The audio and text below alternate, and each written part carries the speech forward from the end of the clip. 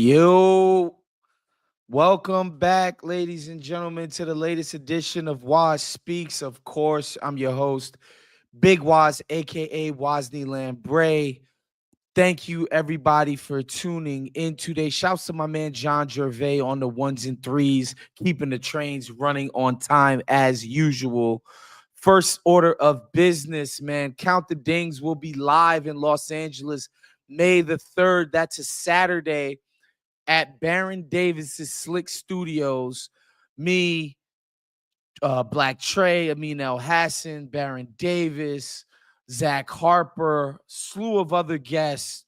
We're going to be doing a live show. We're going to be celebrating the very last episode of Black Opinions Matter up there.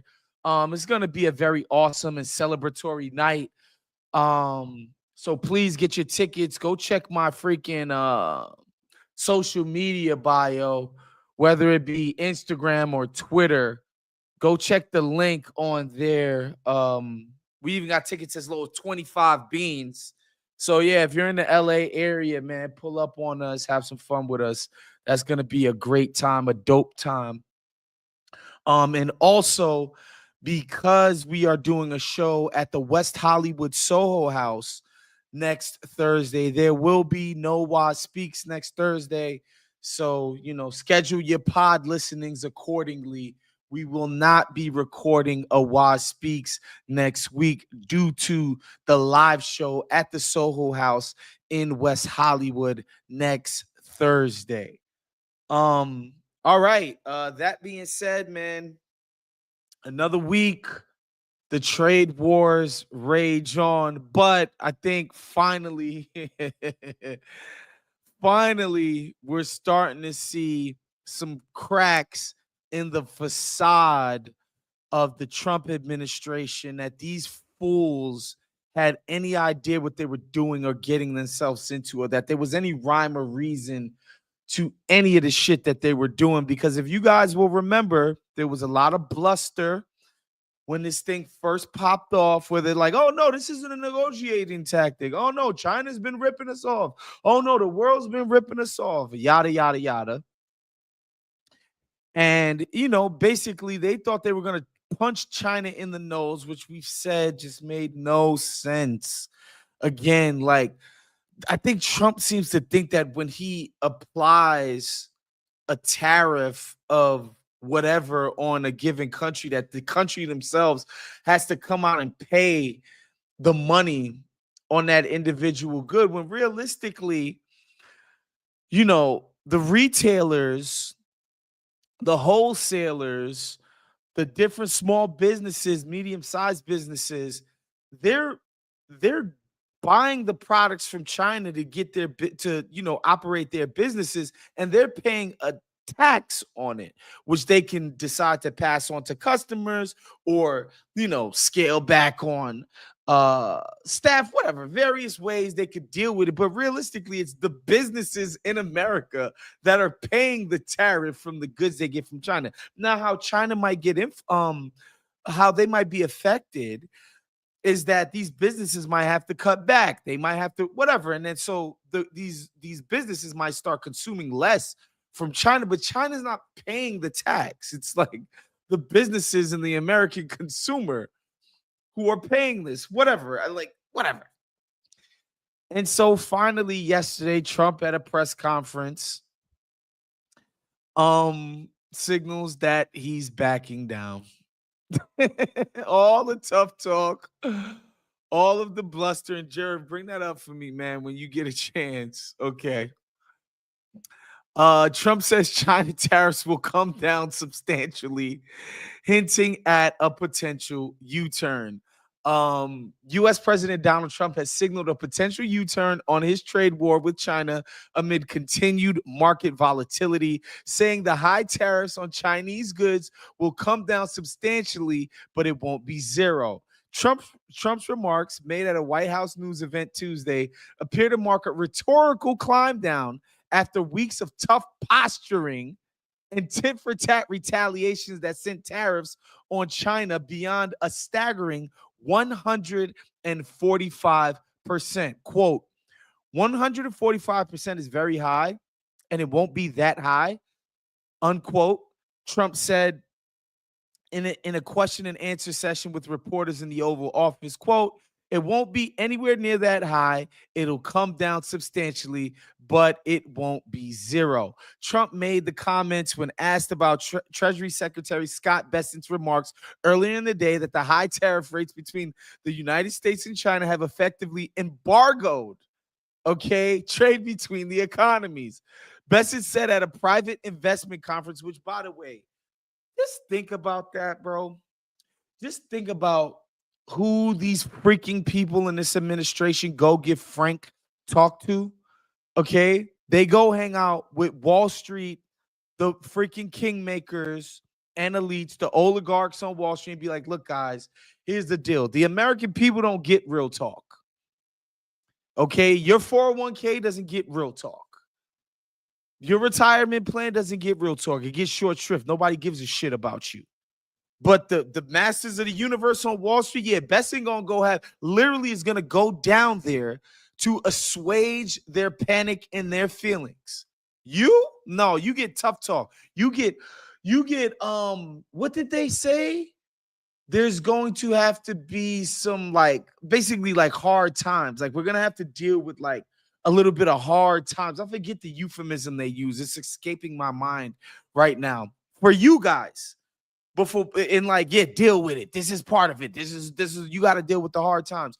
But Wall Street's like, no, no, no, no. I'm gonna go down there. I'm gonna go take a jet from Washington to go personally meet with these guys face to face, so I can calm their nerves and soothe these people.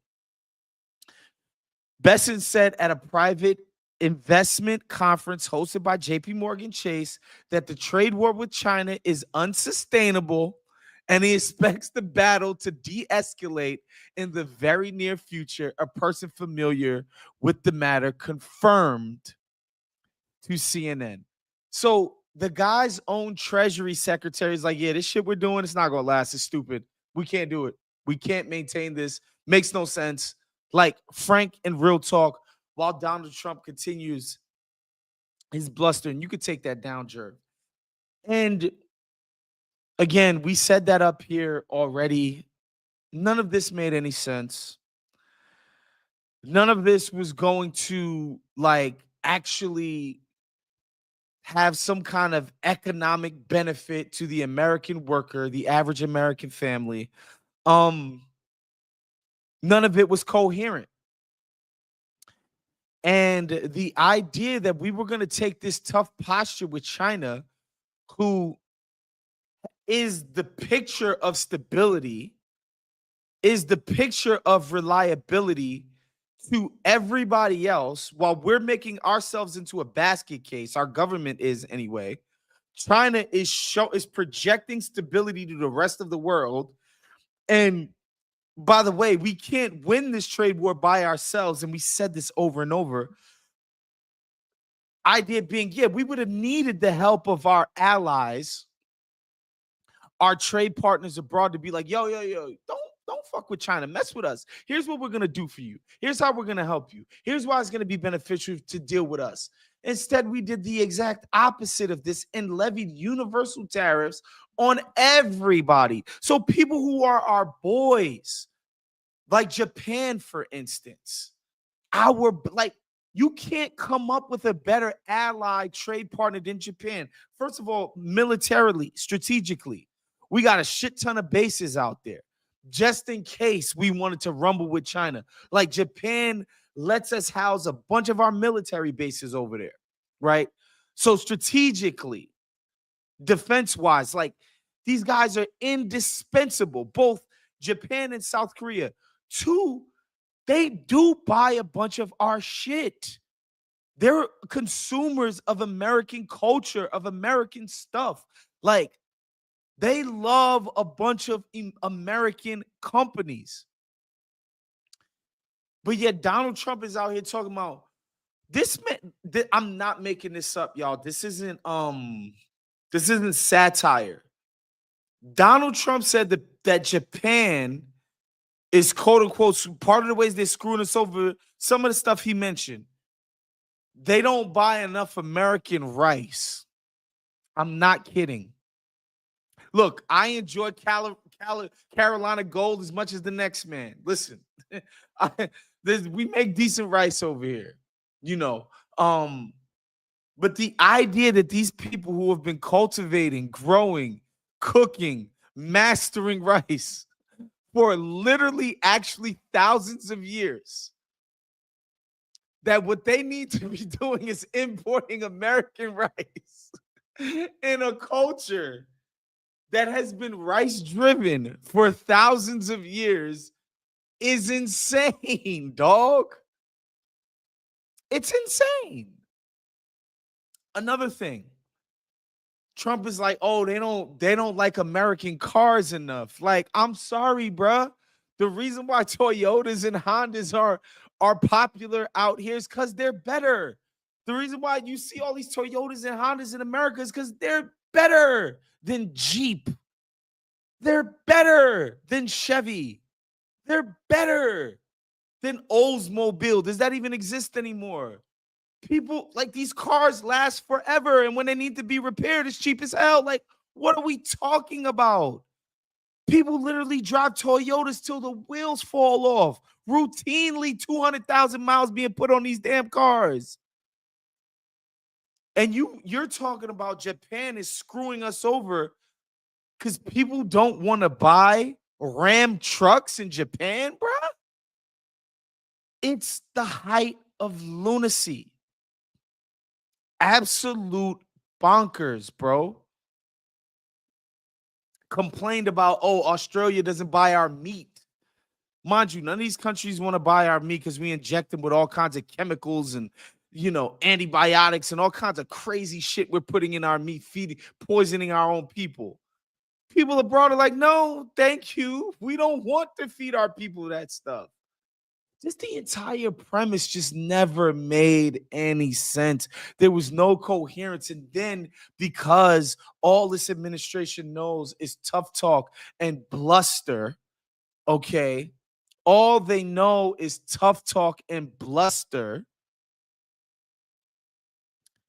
They made threats and tough guy posture to people who are like Japan specifically, bro.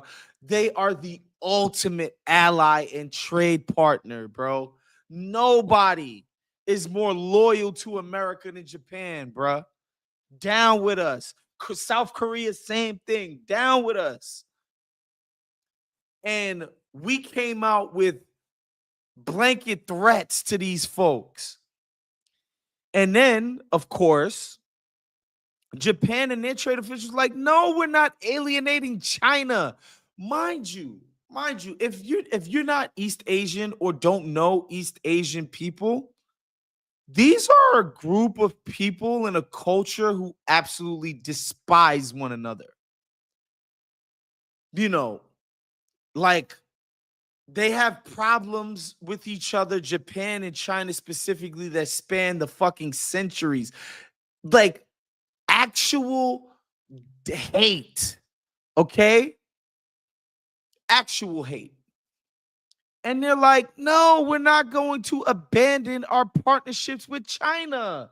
These people are reliable. Our economy relies on it. We can make plans based off of the deals that we made with China. Why the hell would we do that at the behest of the Trump administration? These people are basket cases. So again, when they dropped the freaking, the charts with like all of the the countries with the trade deficit, and this is the new tariff and blah blah blah blah blah. One of the only countries we got in the room with was Japan. And again, this is how you know the shit was horse shit from the beginning. Was Japan. And they're like, all right, guys, they go to like the Trump administration representatives to the Japan folks. The Japanese governmental folks are like, yo, so what are you going to give us? And Japan's like, well, what do you want? And they could not, the Trump administration could not articulate what they wanted out of the negotiation. Like, just think about, just sit there and think about it.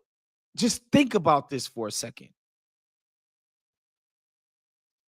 Like, I don't even know. Like, the average person, I guess some of the only negotiations is like, you might own a crib and you get a contract in, or even your job is just like, yo, I want this amount of money. I want this many days off for vacation. I want like you communicate what you want out of a negotiation. Like they came out of that. And that's what I think sent the markets like, the bond markets like in a tailspin. It's like these people have no idea what they're doing. They can't articulate what they want. That's insane. Literally insane. And this is Japan. Okay, traditionally one of our greatest trade partners. And so just a mess. And I think it's political. I forget who was reporting this. These freaking like these insiders who like Trump people are leaking are like, yo, the reason why he came out yesterday with the like, all right, the China shit's not gonna stay. The CEOs of Walmart and Target had a meeting with this guy, and literally, like, it just boggles the mind that these kind of talks would not happen before you do something that's idiotic and drastic, but whatever. Here we are. He had a meeting with these folks, and they're like, yo, fam, um,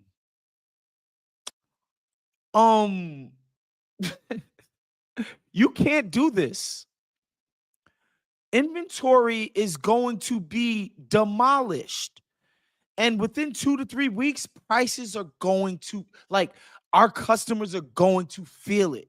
They're going to feel it by the shelves being empty. They're going to feel it from the price increases after that. Like, this is guaranteed. There's nothing around it. There's no way around it, bro. Like, it's going to be a disaster. Okay.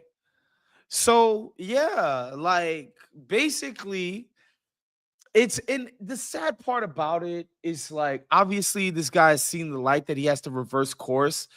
I mean, it's crazy that this guy could unilaterally just by himself on a whim decide that he wanted to completely tank the entire global economy. It's just completely insane that one person could make this decision basically by himself. But the sad truth is that capital basically spanked this guy and got him to reverse course.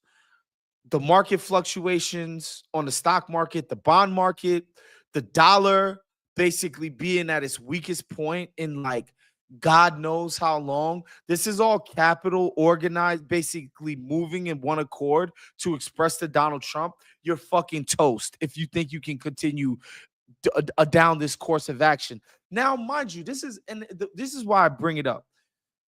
If Donald Trump were like an actual populist and he was taking drastic measures to overhaul the global economic order on behalf of actual everyday people, and he were taking the steps to make sure, Main Street and not Wall Street were not taking, suffering under a complete bloodbath, and he was sort of disrupting the global economic order on behalf of these folks, I promise you, these same capital interests would bring insane amounts of pressure to bear, but you would have the actual popular support and the will of actual people to sort of bear that brunt. In this instance, he's not doing any like there's just no upside to it for anybody. So capital's just like, yo, we're gonna crush this guy if he thinks he can do this. The mass layoffs is coming, stock market tanking, huge sell-offs, like price gouging people into oblivion. Like, what? Because he clearly doesn't have it in him to actually do anything to curb that. And so, because this shit is so harebrained, man, folks are just, you know, going with what they go with.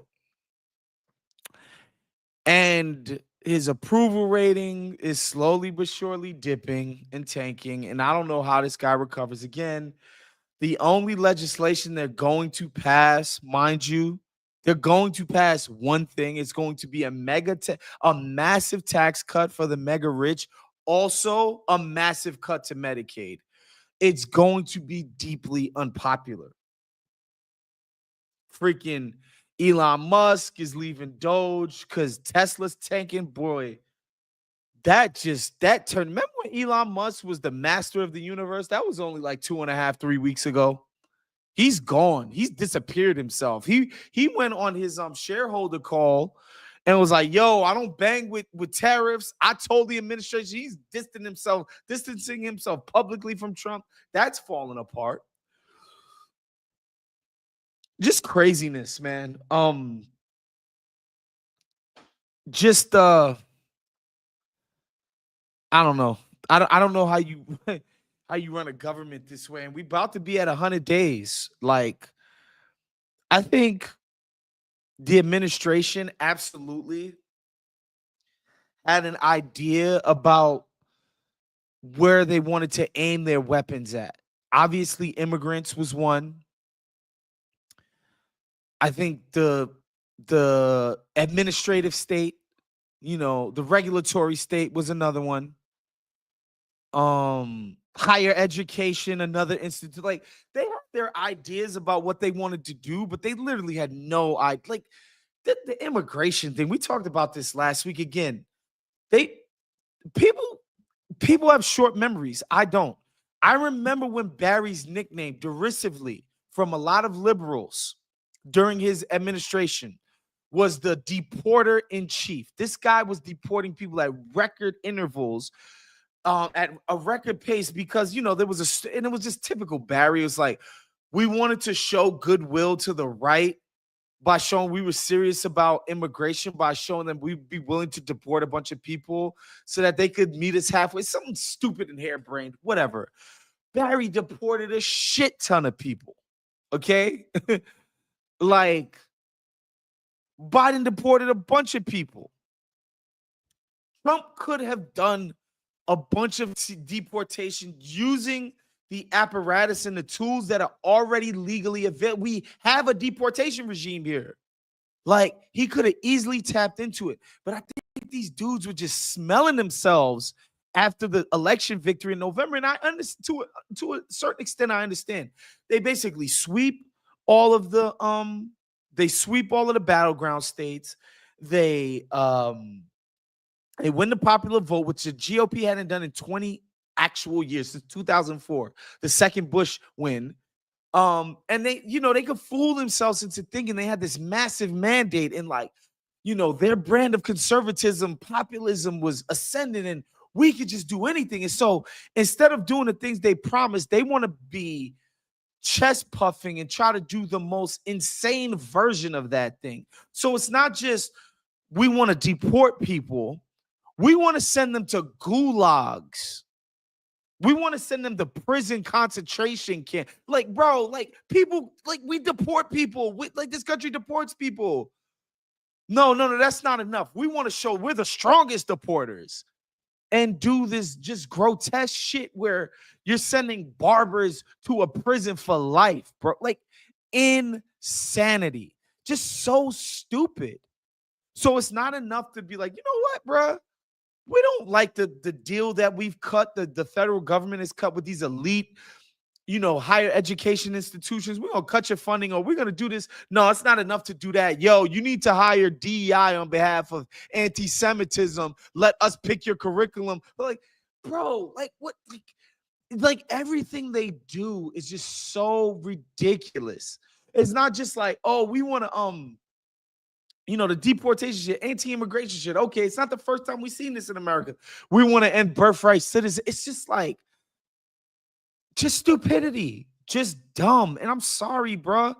A lot of these conservatives, like, I am definitely somebody on the left who thinks like the whole nose in the air on the left, like we're the smart ones. Conservatives are the basically knuckle dragging Neanderthal monkeys. and we're the smart ones. I think that's a bad way to think of politics, but whatever. But I do have to say, with Trump and the tariffs, if you supported the way this whole thing is played out, where it's obviously harebrained and completely stupid, you're kind of stupid. I hate to say it. Hate to say it. You're kind of fucking stupid. You're stupid for going with this. You know, so yeah, that's where we're at. Complete about face. Tail between his legs. I think what's going to end up happening. I think, oh, by the way, China said we haven't started a single negotiation. Again, that was the other thing. Art of the deal.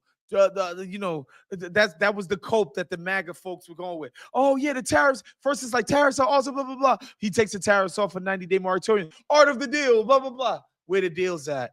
Japan has already said, bro, no, that like these idiots don't even know what they want out of a deal. They can't even articulate a deal to us. China's their freaking foreign secretary or foreign ministry dude came out with a statement, was like, bro, we haven't talked to the US. They keep threatening us. That's not going to work. The way you come to a deal with somebody who you have mutual respect for is not to talk shit about them at every turn and use the most threatening language possible at every turn. We're not backing down. We're not scared of these people. So we haven't started with China either. There's no deals. There's nothing. There's no deals. There's tariffs. There's no plans to bring manufacturing back and great middle class jobs back and middle class lives back. There's nothing. There's nothing there. And so there you have it. Anyway, folks, make sure you guys come check us out if you're in LA at Slick Studios on May the 3rd. That's a Saturday. Of course, make sure you become a Patreon at patreon.com/count the dings, man. Shouts to my guy, producer John Gervais, for always keeping us running on time on the ones and threes. We'll see you guys next week. Actually, we'll see you guys in 2 weeks. Peace.